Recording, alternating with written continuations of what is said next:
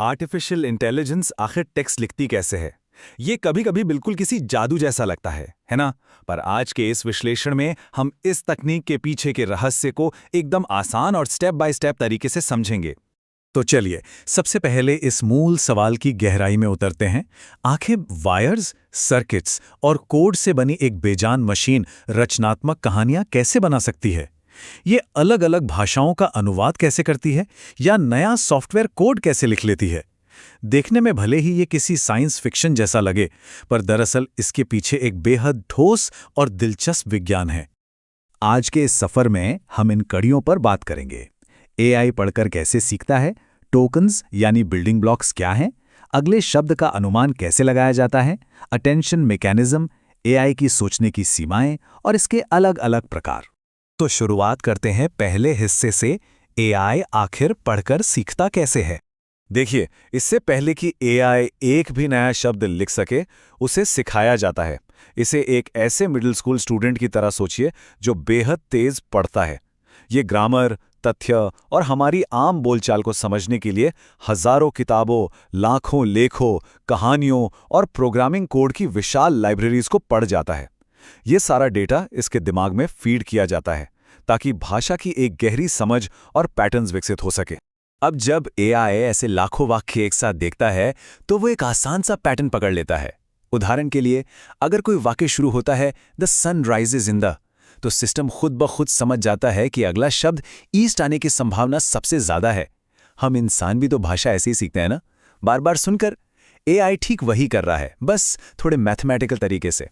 चलिए, अब दूसरे कदम पर आते हैं, टोकन्स यानी शब्दों के छोटे बिल्डिंग ब्लॉक्स।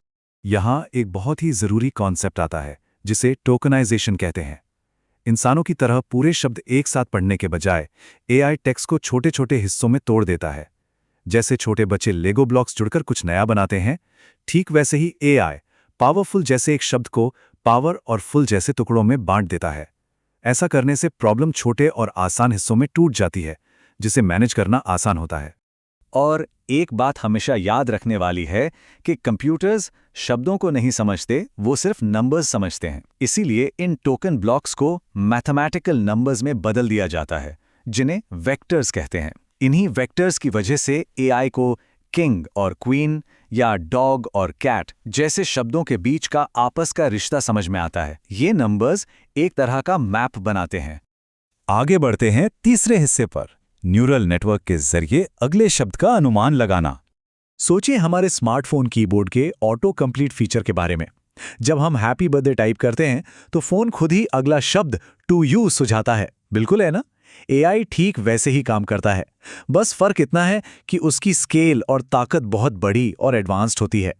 कीबोर्ड ऐप बहुत ही थोड़े से डेटा पर काम करता है, जबकि ये बड़े एआई मॉडल्स लगभग पूरे इंटरनेट की जानकारी का उपयोग करते हैं। जब भी हम कोई टेक्स्ट इनपुट देते हैं तो एआई मैथ्स के जरिए ये हिसाब लगाता है कि अगला टोकन कौन सा होना चाहिए। वो सबसे ज्यादा संभावना वाले यानी हाईएस्ट प्रोबेबिलिटी वाले टोकन को चुनता है और फिर अगले टोकन के लिए भी यही चीज दोहराता है। और सबसे मजेदार बात पता है क्या है? एक पूरा वाक्य बनाने के लिए ये प्रक्रिया एक ही सेकंड में हजारों बार होती है, तभी तो जवाब तुरंत टाइप होता हुआ दिखता है। चौथा हिस्सा, अटेंशन मैकेनिज्म के जरिए कॉन्टेक्स्ट पर ध्यान देना। एक लंबा और सटीक टेक्स्ट लिखने के लिए एआई को पिछली बातों का संदर्भ या कॉन्टेक्स्ट याद रखना पड़ता है।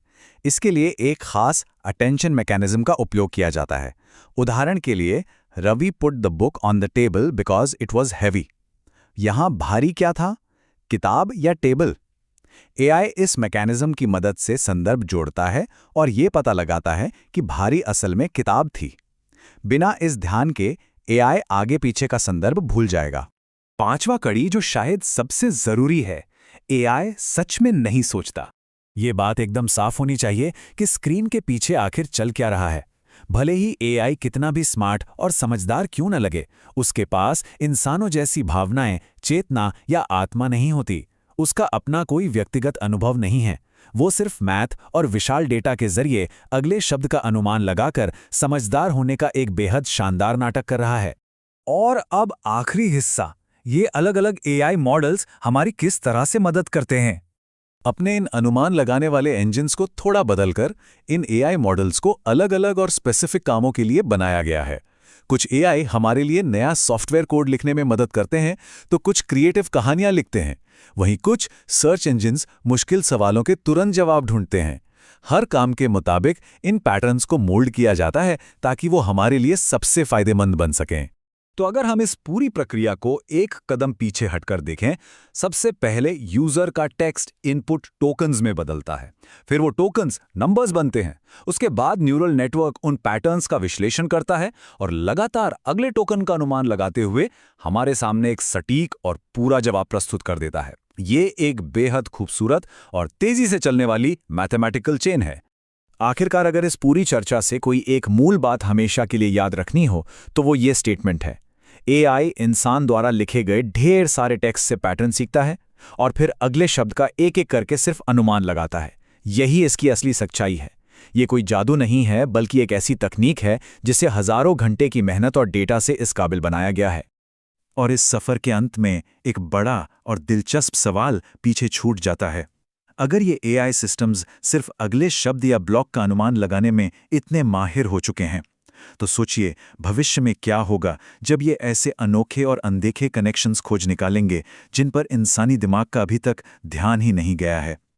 ये एक ऐसी संभावना है जो आने वाले कल को पूरी तरह बदल सकती है।